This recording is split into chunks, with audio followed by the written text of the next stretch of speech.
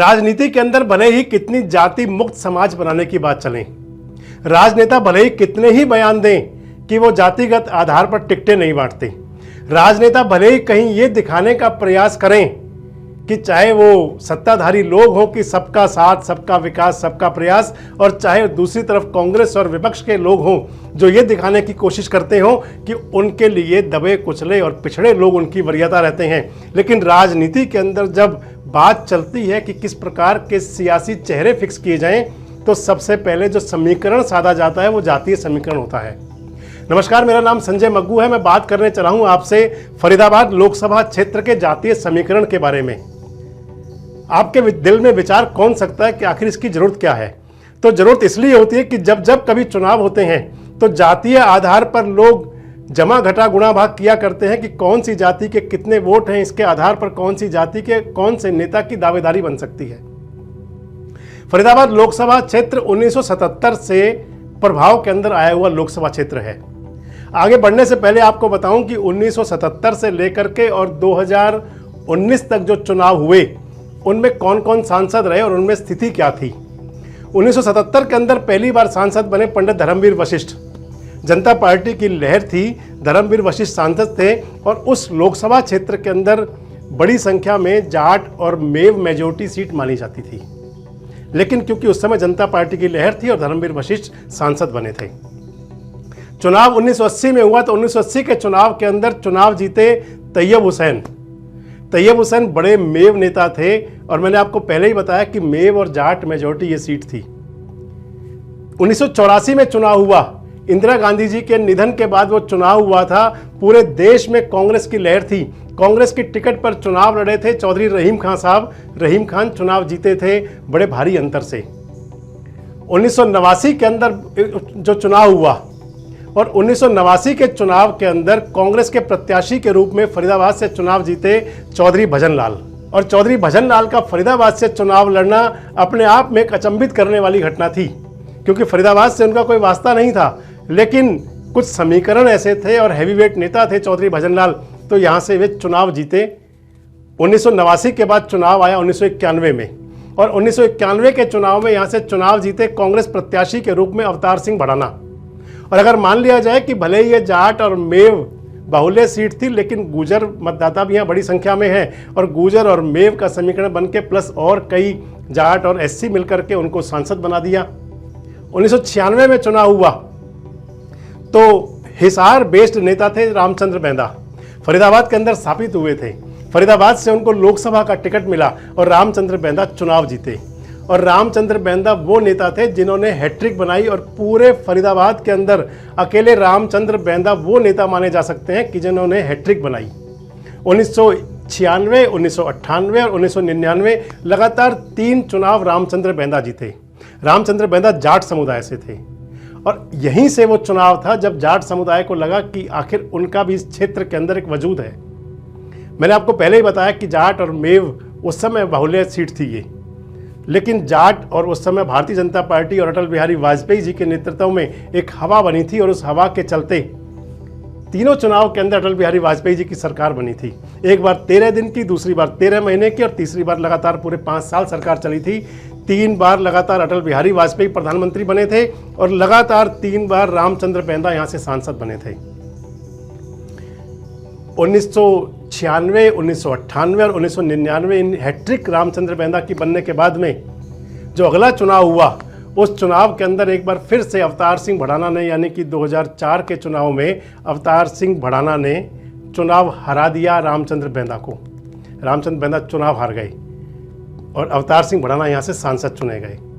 2009 में फिर चुनाव हुआ तो उस चुनाव के अंदर एक बार फिर से अवतार सिंह भड़ाना और रामचंद्र बेंदा आमने सामने थे। उस चुनाव में भी अवतार सिंह भड़ाना चुनाव जीते, रामचंद्र बेंदा चुनाव हार गए। और 2014 के अंदर जब देश मोदी लहर के रथ पर सवार था, रामचंद्र बेंदा पर भारतीय जनता पार्टी ने भरोसा नहीं जताया, टिकट बदला और टिकट मिला कृष्णपाल गुर्जर जी को। क्योंकि लगातार 2 बार से गुर्जर नेता सांसद बन चुके थे तो फरीदाबाद सीट की तुलना गुर्जर सीट के रूप में होने लगी और चुनाव लड़ने के लिए चुनाव मैदान में उतरे कृष्णपाल गुर्जर और कृष्णपाल गुर्जर ने रिकॉर्ड मतों से अवतार सिंह भड़ाना को हरा दिया। 2019 के चुनाव में एक बार फिर से कृष्णपाल गुर्जर ही भारतीय जनता पार्टी के प्रत्याशी हुए। कांग्रेस प्रत्याशी के रूप में सामने फिर अवतार सिंह भड़ाना थे और उससे भी बड़े अंतर से कृष्णपाल गुर्जर ने अवतार सिंह भड़ाना को चुनावी शिकस्त दी। 2019 का चुनाव वो चुनाव था, या 2014 का चुनाव भी मान लें, तो जब 2014 में कृष्णपाल गुर्जर तैयारी कर रहे थे, जब उनको टिकट मिली थी, तो उस चुनाव के अंदर भी भारतीय जनता पार्टी से एक नहीं तीन जाट नेता अपनी दावेदारी कर रहे थे। और वो नेता थे रामचंद्र बेंदा, एक नेता थे मेहरचंद गहलोत और एक उद्योगपति थे प्रताप सिंह। और 2019 का जब चुनाव आया तो कृष्णपाल गुर्जर के सामने भारतीय जनता पार्टी में कोई चुनौती नहीं थी, लेकिन कांग्रेस से चुनाव लड़ने का मन बना चुके थे करण सिंह दलाल। और करण सिंह दलाल ने अपने आप को कोशिश की, प्रयास किया दिखाने का कि वे लोकसभा के प्रत्याशी हैं। और वहां से शुरू हुआ ये दिखाने का सिलसिला कि फरीदाबाद लोकसभा सीट जो है वो गुर्जर बाहुल्य नहीं बल्कि जाट बाहुल्य है। आपको बताता हूं, फरीदाबाद लोकसभा सीट का एक बार पुनः वापसी ले चलता हूं कि जब 1977 में फरीदाबाद लोकसभा सीट अस्तित्व में आई थी तो इसके अंदर 3 जिले आते थे। उस समय का फरीदाबाद एक ही जिला था और उसके साथ में गुड़गांव जिले की मेवात की सीटें थी। जब परिसीमन हुआ, यानी कि 2007 में जब परिसीमन हुआ, तो 2009 के लोकसभा चुनाव के लिए फरीदाबाद के अंदर उस समय पलवल जिला अस्तित्व में आ चुका था। फरीदाबाद और पलवल जिले की सीटें रह गई, यानी कि फरीदाबाद जिले की 5 सीटें और पलवल जिले की 4 सीटें। हालांकि पलवल की पृथला को आज भी फरीदाबाद का हिस्सा माना जाता है, लेकिन पृथला विधानसभा एक ऐसी सीट है जो पलवल और फरीदाबाद दोनों जिलों में जुड़ी हुई है। जो फरीदाबाद की सीटें इसमें गिनी जाएंगी उनको 6 भी मान लिया जाए। अगर पृथला से शुरू किया जाए तो पृथला, बल्लभगढ़, फरीदाबाद NIT, फरीदाबाद ओल्ड, तिगांव और बड़खल। और पलवल की इसके अंदर 3 सीटें हुई, हथीन, होडल और पलवल, यानी कि 9 विधानसभा क्षेत्रों को मिलाकर के बन गया फरीदाबाद लोकसभा क्षेत्र। और मैंने आपको बताया कि 2014 के चुनाव में भी जाट समुदाय ने दावेदारी की थी और 2019 के चुनाव में भी जाट समुदाय ने दावेदारी की थी। आखिर जाट समुदाय की दावेदारी के पीछे वजह क्या थी, तो आपको बताते चले कि फरीदाबाद लोकसभा क्षेत्र जिसके अंदर की 2019 के चुनाव में लगभग 22 लाख वोट थी, जिसमें कि अब लगभग 24 लाख प्लस वोट हो चुकी हैं।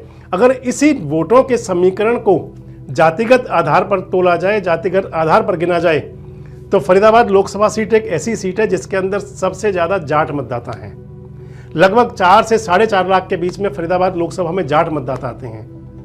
अगर इसके साथ में गिने तो लगभग इतने ही SC मतदाता हैं। और SC मतदाताओं के अंदर फरीदाबाद में जो कास्ट गिनी जाती हैं उनमें जाटव और वाल्मीकि प्रमुख हैं। और अगर मान लिया जाए कि जाटव 70%, लगभग 20% वाल्मीकि और 10% अदर कास्ट में आ जाते हैं। इससे थोड़े से कम अगर मान लिया जाए तो BC मतदाता हैं, बैकवर्ड, जिसके अंदर सैनी, कुम्हार, मल्हार, ये सभी तमाम प्रकार जो लोहार, ये सभी जातियाँ जो आती हैं, सभी कास्ट जो आती हैं, ये BC मतदाता हुए। लगभग 4 लाख के आसपास इसके अंदर BC मतदाता हैं। अगर उसके बाद चलें तो फरीदाबाद संसदीय क्षेत्र के अंदर पंजाबी, ब्राह्मण, गुर्जर और मेव, यानी कि गुर्जर मतदाता, मेव मतदाता, ब्राह्मण मतदाता और पंजाबी मतदाता, अगर ये मान लिया जाए कि लगभग कमोबेश ये बराबर है 2 और 2.25 लाख के आसपास। हालांकि किसी को इस बात पर आपत्ति हो सकती है, लेकिन अगर हम विधानसभा वार गिने, अगर विधानसभा वार गिनती वोटों की जाए तो लगभग ये चारों कास्ट बराबर बैठती हैं। और उसके बाद में दीगर कास्ट आ जाती हैं कि जिसके अंदर कुछ सिख मतदाता हो सकते हैं, कुछ अन्य मतदाता जो होंगे, वो सब मिला करके लगभग 24 लाख मतदाता फरीदाबाद लोकसभा क्षेत्र में हो जाते हैं। तो मैंने आपको बताया कि 4 से 4.5 लाख के बीच में जाट मतदाता, 4 से 4.5 लाख के बीच में लगभग SC मतदाता, लगभग 4 लाख के आसपास BC मतदाता, और उसके बाद में लगभग 8 से 8.5 लाख के बीच में चारों कास्ट आ जाती हैं, पंजाबी, ब्राह्मण, गुर्जर और मेव। अगर इन सब समीकरण को देखा जाए तो 2014 के चुनाव से जो जाट समुदाय ने अपनी दावेदारी पेश करनी शुरू की, भले ही अवतार सिंह भड़ाना यहाँ से लगातार 2 बार सांसद बने और उससे पहले 1991 में सांसद बने, भले ही चौधरी कृष्णपाल गुर्जर यहाँ से रिकॉर्ड वोटों से चुनाव जीते, भले ही भारतीय जनता पार्टी की लहर के बीच में कृष्णपाल गुर्जर ने एक रिकॉर्ड मतों से जीत करके पूरे देश के अंदर एक अंतर का जो चुनाव मतों का जो जीत हार का अंतर बनाने का रिकॉर्ड कायम किया, लेकिन इसके बावजूद 2014 से लेकर के और अब जब 2024 का चुनाव आ रहा है, जाट समुदाय के अंदर भी कहीं अपनी सुगबुगाहट जरूर है। जाट समुदाय भी ये सोचता जरूर है कि कहीं उनका भी इसके अंदर दावा हक बन सकता है। और जब जाट मतदाता इस बात पर जाते हैं कि उनके लगातार 3 बार सांसद बने थे, उनके नेता ने यानी कि रामचंद्र बेंदा ने, जिनको हैट्रिक सांसद, हैट्रिक चौधरी के रूप में भी माना जाता रहा, लगातार हैट्रिक बनाई थी, तो उसके बाद से मान लिया जाए कि पिछले 2 लोकसभा चुनाव से जाट समाज के नेताओं के मन में कहीं कुलाचे जरूर भरती हैं। और इस चुनाव के अंदर भी कांग्रेस से, जहां करण सिंह दलाल पूरे जोर शोर से लगे हुए हैं, दावा करते हैं, और अब तो कांग्रेस के लोग भी कहीं कहने लगे हैं कि संभवतः करण सिंह दलाल प्रत्याशी हो सकते हैं, तो भारतीय जनता पार्टी के अंदर भी कुछ नेता अपनी दावेदारी पेश करते रहे हैं, आज भी पेश करते हैं कि वही प्रत्याशी हो सकते हैं। लेकिन क्योंकि लगातार 2 बार चुनाव जीतकर कृष्णपाल ने यह साबित किया कि वे फरीदाबाद लोकसभा क्षेत्र के अंदर सर्वप्रिय नेता के रूप में माने जा सकते हैं, लेकिन जब जातिगत आधार पर बात चलती है तो जातिगत वोटों की गणना जरूर की जा सकती है। मध्य प्रदेश का जो विधानसभा चुनाव है और उसके अंदर जो 2 सूचियां जारी की 39 प्रत्याशियों की भारतीय जनता पार्टी के आला कमान ने, और अपने 4 केंद्रीय मंत्रियों और 7 सांसदों को मैदान में उतारकर ये दिखा दिया कि पार्टी के लिए सबसे पहले जो मंत्र होता है वो चुनावी जीत का मंत्र होता है। और चुनावी जीत के मंत्र के अंदर चाहे दावे कितने किए जाएं, चाहे बातें कितनी की जाएं, लेकिन जातिगत जो समीकरण है वो सबसे ज़्यादा मायने रखता है। अब फरीदाबाद का जो हमने आपको बताया कि इस प्रकार का जो जातिगत समीकरण है ये 2024 के चुनाव में कैसा रंग लाएगा, 2024 के चुनाव के लिए पार्टियां अपनी रणनीति किस प्रकार से बनाएंगी, क्या 2024 के चुनाव के लिए किसी प्रमुख पार्टी से जातिगत आधार पर प्रत्याशियों के चयन में कोई फेरबदल हो सकता है। नज़र आपकी भी होगी, जिज्ञासा आपकी भी रखते होंगे कि आखिर क्या समीकरण बन सकते हैं। प्रयास हम भी करेंगे कि इस प्रकार की जो भी राजनीतिक हलचल हो, राजनीतिक बात हो, उनसे आपको लगातार अवगत कराएं, लगातार आपको रूबरू कराते रहें। बस इस सब के लिए वही पुरानी अपील की जुड़े रहे हमारे साथ, देखते रहे हमें देश रोजाना। धन्यवाद। हमारे साथ जुड़े रहने के लिए देखते रहिए देश रोजाना का यूट्यूब चैनल सब्सक्राइब कीजिए। साथ ही देश रोजाना की खबरें सबसे पहले देखने के लिए प्रेस कीजिए बेल आइकन।